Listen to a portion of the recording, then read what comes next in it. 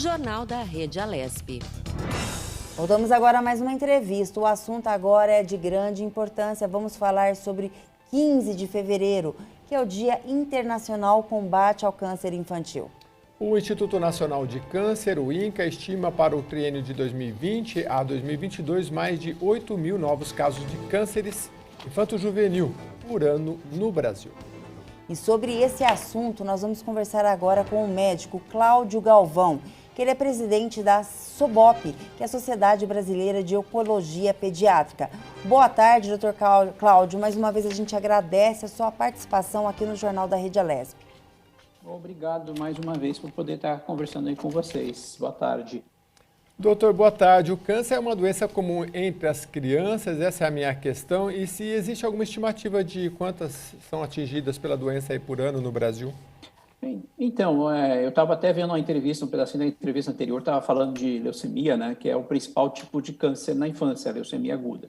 Então, a gente aí tem essa estimativa do INCA, é uma estimativa, a gente não tem um número preciso, a gente fica entre 8 e 10 mil casos, se eu considerar de 0 a 19 anos. A questão é a seguinte, nessa faixa etária, a mortalidade hoje é muito baixa, a gente tem vacinas, tem vários tipos de prevenção, então o que acontece? A maioria das crianças, elas acabam falecendo, e adolescentes, por causas externas. Então, o câncer infantil é a primeira causa de mortalidade por doença nessa faixa etária. Ô, doutor, e quais são os tipos de câncer mais comuns encontrados em crianças? Então, diferente dos adultos, aliás, eles não vão nem falar adulto, porque assim, se você vai olhando a evolução das faixas etárias, os tipos de câncer, eles vão naturalmente, eles vão mudando. Então, assim, se eu olhar globalmente essa faixa etária, em primeiro eu vou ter as leucemias agudas, em segundo, em meio empatado, os linfomas, que são os órgãos linfóides, são aí também órgãos de defesa parceiros do sangue na defesa do nosso organismo, e em terceiro lugar, os tumores cerebrais, sistema nervoso central, que no adulto mais velho, ele fica bem para trás. Então, esses são os três principais.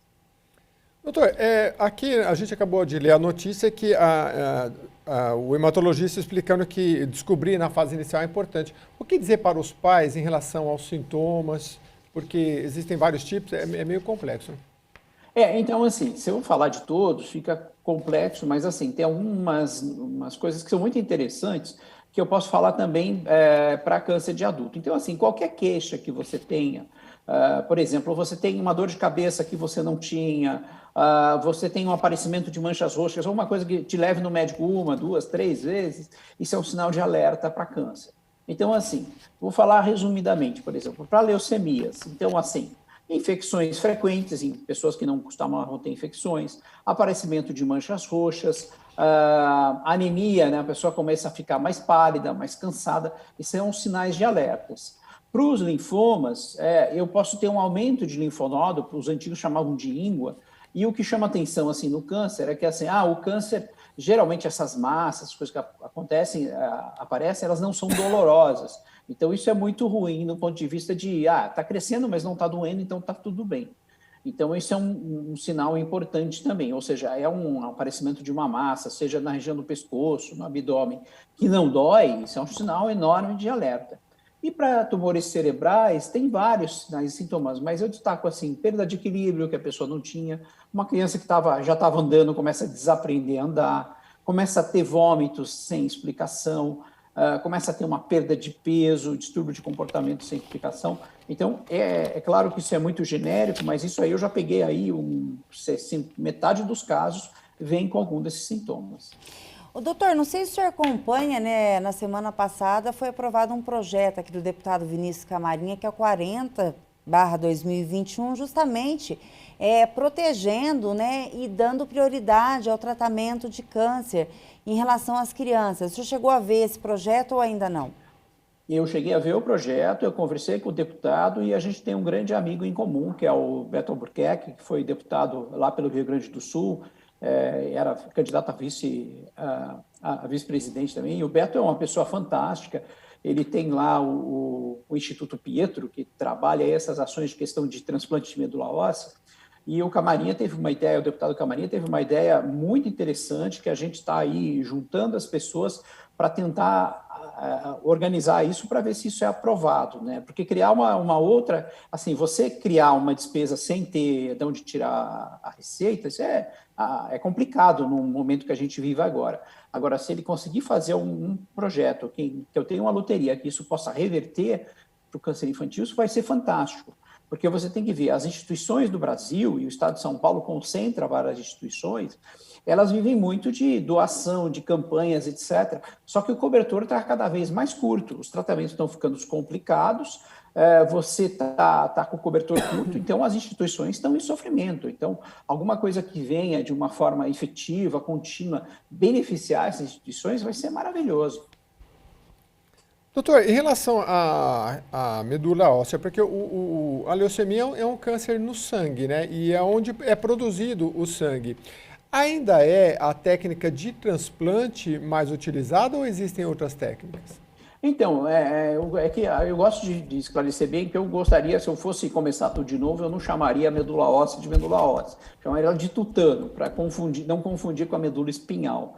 O pessoal confunde ainda muito com a medula espinhal. Então, assim, o tutano que está dentro do osso é onde você produz o sangue. Então, eu posso fazer o transplante aspirando direto ali o tutano. Então, eu uso o osso da bacia, boto um agulhão lá e aspiro, né, e tiro ali as células, ou posso dar um remédio e pegar a célula perifericamente. Então, tem esses métodos. E eu posso ainda pegar o sangue de cordão.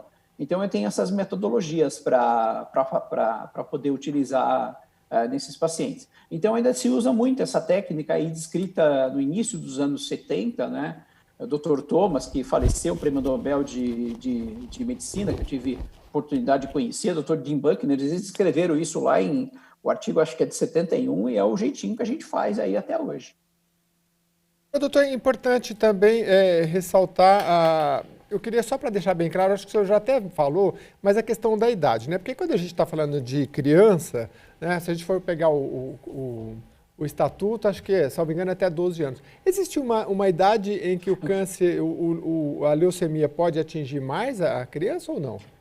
O estatuto vai na verdade, até 18, e a portaria lá do Ministério, ele inclusive compreende a cobertura de câncer para diagnóstico até 19 anos e seguir tratamento até 22. Então, isso é uma coisa muito importante.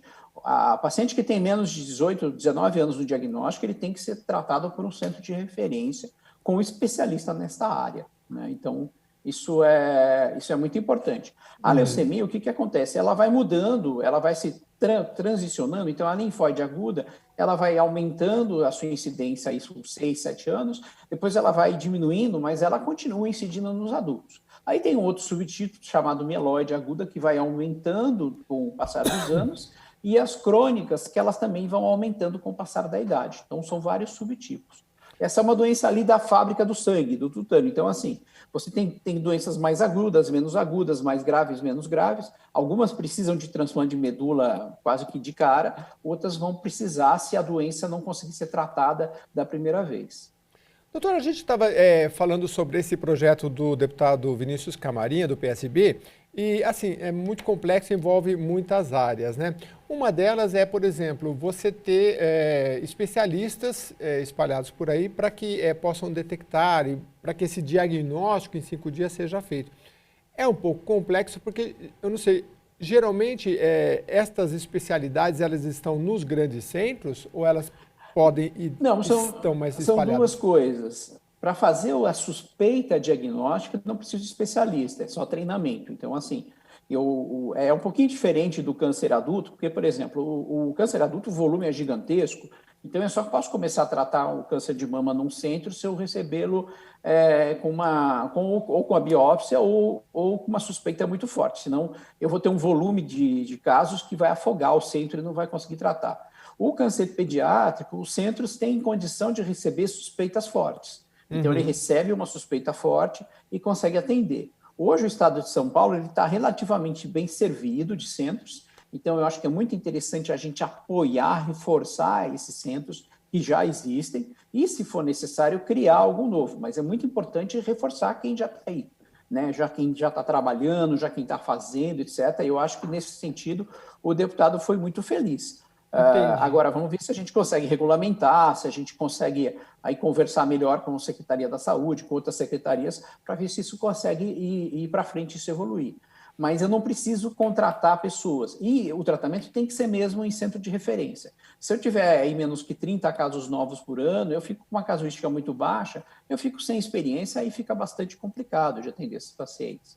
Então, mas assim, eu não preciso abrir novos centros. Talvez em algum lugar específico que esteja muito carente, mas o estado de São Paulo ele não está carente de leito. Os hospitais que atendem é que estão carentes de verbas para poder atender isso melhor.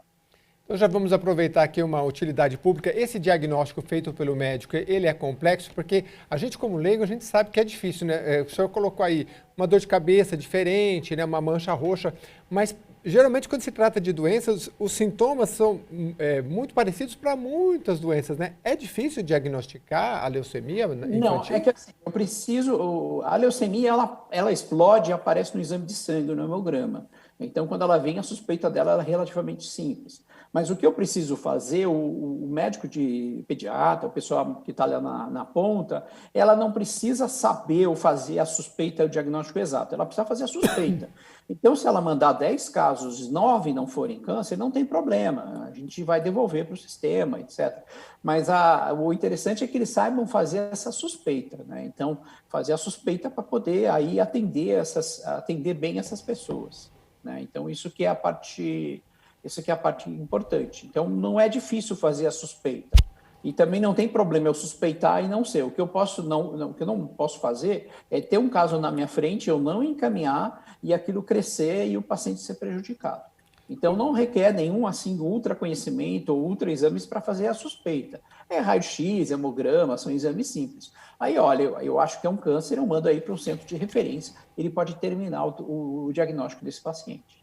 Muito bem. Doutor, o senhor que acompanhou esse projeto aí do deputado Vinícius Camarinha também, o que o senhor acha assim, de demanda nesse setor mais importante? Essa questão do diagnóstico em 5 dias? Porque eu já acompanhei algumas reportagens, eu vi, por exemplo, citei no caso da entrevista, pessoas que vieram do Nordeste, a mãe demorou para ter o diagnóstico, aí ela se separou do marido, porque o marido tinha que trabalhar, veio para São Paulo, aí não tinha onde ficar, conseguiu numa instituição, aí a criança não tinha onde estudar, porque tinha que ficar internada. Então, é complexo. O que o senhor vê de maior demanda que esse projeto possa atender? Então, assim, o que acontece? Nós temos uma estrutura no país, hoje mesmo no Nordeste, etc., que ela é bastante razoável. Então, o número de leitos, etc. Claro que alguns locais precisam de mais leito, etc. Mas quando você olha os centros de atendimento de oncologia pediátrica, o que acontece? O financiamento que vem do governo federal, a verba, ela é muito pequena para um paciente que fica muito tempo internado, requer uma equipe dedicada, então, assim, eu preciso pagar médico, enfermeiro, isso acaba custando caro. Então, e aí muitas dessas instituições que atendem o SUS, eu vou dizer 100% delas, precisam ir atrás de verba, de doação, etc. Então, você vê sempre campanhas de norte a sul do Brasil. Então, hoje, o que efetivamente falta para essas instituições é financiamento. Quer dizer, se eu faço alguma coisa que vai dar um financiamento contínuo e consistente, aí a gente tem que construir bem as regras, né? Falar, quem não, senão vai aparecer um dinheiro, alguém que nunca atendeu vai querer, oba, tem dinheiro, eu quero fazer. Mas assim, se eu reforçar quem já tem e eventualmente puder criar alguma coisa que algum lugar esteja vazio, isso que faz a diferença. O financiamento hoje está virando uma tragédia. Transplante de medula óssea, por exemplo, para fazer em criança, que é bastante complexo, está ficando uma coisa muito difícil. Eu não estou conseguindo pagar médico, eu não estou conseguindo pagar medicamento. Mesmo leucemia aguda ou tumores mais simples, de quimioterapia mais simples, eles estão se tornando caros demais. Então, nem a doação está ajudando isso. Então, você vê aí o Hospital de Câncer de Barretos correndo atrás de verba, o GRAC aqui em São Paulo, o Itaci, a Santa Marcelina. Então, são várias pessoas assim pedindo, e realmente esse dinheiro é necessário para eu poder manter a máquina funcionando. Então, assim, é legal, eu preciso de diagnóstico precoce, etc., mas hoje o que está faltando, assim, não tem gasolina para a máquina funcionar. Pois é. O senhor citou aí Barretos, né? Minha cidade natal. A gente vê lá que tem muita doação de cantores sertanejos, duplas, né? Até com os nomes deles. E agora, durante a pandemia, eles também estão passando por um processo complexo, né? Então, a questão do financiamento que o senhor colocou é das mais relevantes. Doutor, eu queria agradecer muito a sua presença aqui no Jornal da Rede Alesp. Doutor Cláudio Galvão, presidente do SOBOP, Sociedade Brasileira de Oncologia Pediátrica. Muito obrigado. Muito obrigado, gente. Um abraço.